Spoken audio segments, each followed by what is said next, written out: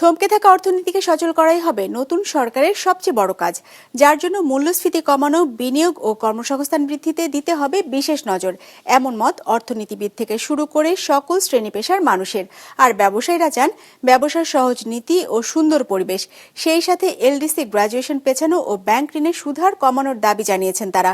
রায়হান শুভনের রিপোর্টে বিস্তারিত।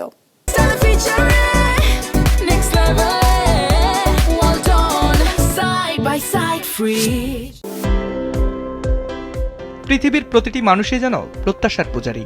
প্রকৃতির কাছে মানুষের প্রত্যাশা একরকম, পরিবারের কাছে আরেক রকম, দেশমাতৃকা বা মাটির কাছে আরেক রকম। দেশ, পাত্র, স্থান কিংবা কালভেদে বদল হয় মানুষের এই প্রত্যাশা। ঠিক তেমন দেশের নির্বাচিত সরকারের কাছেও এক এক স্থান ও শ্রেণী পেশার মানুষের প্রত্যাশা এক এক রকম। গ্রামীণ সাধারণ মানুষের চাওয়া সামনের দিনে কমে আসুক জীবনযাত্রার ব্যয়, সহজ হোক জীবন। দ্রব্যমূল্যের ঊর্ধ্বগতি থেকে আমরা একটু স্বাভাবিক পর্যায়ে চাই। জনগণের সরকার হইতে পারে, এটা আমাদের প্রত্যাশা। ইট পাথরের শহরের মানুষের চাওয়া সামনের দিনে যেন বাড়ে তাদের আয়, বেকারত্ব দূর করার জন্য যেন তৈরি করা হয় নতুন কর্মের সুযোগ, সেই সাথে যেন থাকে অবাধ চলাফেরার স্বাধীনতা। কোনো চাঁদাবাজি থাকবে না, কোনো সন্ত্রাস থাকবে না, দুর্নীতি থাকবে না। আমাদের পড়ালেখার মান তেমন একটা এখন ভালো না, সেই মানটা যাতে উন্নত হয়। আমাদের তরুণ প্রজন্মের জন্য কর্মসংস্থানের ব্যবস্থা করা।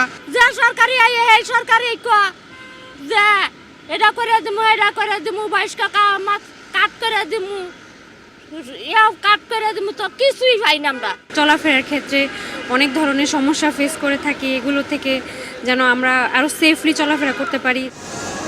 আর ব্যবসায়ীরা চান দেশে যেন ফিরে আসে ব্যবসা বাণিজ্যের সুন্দর ও সহজ পরিবেশ, কমে আসে ব্যবসার খরচ, সেই সাথে এলডিসি গ্র্যাজুয়েশন পেছানোর দাবিও তাদের।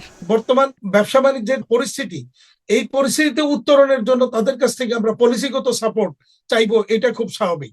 এবং সবচেয়ে বেশি যেটা আমার নতুন সরকারের কাছে প্রত্যাশা থাকবে সেটা হচ্ছে এলডিসি গ্র্যাজুয়েশনকে থামিয়ে দেওয়ার প্রয়োজনীয় ব্যবস্থা নেওয়া, পাশাপাশি নীতি সুধার বলেন বা ইনফ্লেশন কে কন্ট্রোল করা, ব্যবসা বাণিজ্যকে আরো চাঙ্গা করার জন্য পলিসিগত সাপোর্ট দেওয়া, এটা আমরা খুব জরুরিভাবেই প্রত্যাশা করছি।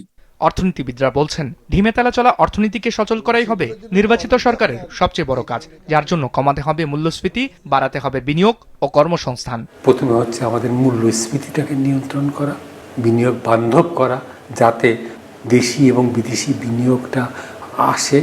একই সঙ্গে সঙ্গে কর্মসংস্থানের দিকে বিশেষ দৃষ্টি দেওয়া, কারণ এই জিনিসগুলো না ঘটলে আসলে মানুষের বর্তমান যে দুর্দশা, জনমানুষের সেই দুর্দশাটা কিন্তু লাঘব করা প্রক্রিয়াটা শুরু হবে না। আমার তো মনে হচ্ছে যে এই ল অ্যান্ড অর্ডারের জন্য হিমশিম খেয়ে যাবে সবাই। এই ইলেকশনটার পরপরই ল অ্যান্ড অর্ডার রেস্টোর করা হবে, that would be the biggest challenge. নানান মানুষ, নানান মত, নানান পথ, তবে শ্রেণীভেদে মানুষের মত আর পথের ভিন্নতা থাকলেও দিন শেষে সকলের চাওয়া একটাই, পরবর্তী নির্বাচিত সরকার যেন দেশে ফিরিয়ে আনেন শান্তি শৃঙ্খলার ধারা, সেই সাথে নিশ্চিত করেন দুর্নীতিমুক্ত, চাঁদাবাজ মুক্ত ও বৈষম্যহীন সমাজ। রায়হান শোভন, বিজনেস রিপোর্ট, মাছরাঙা টেলিভিশন।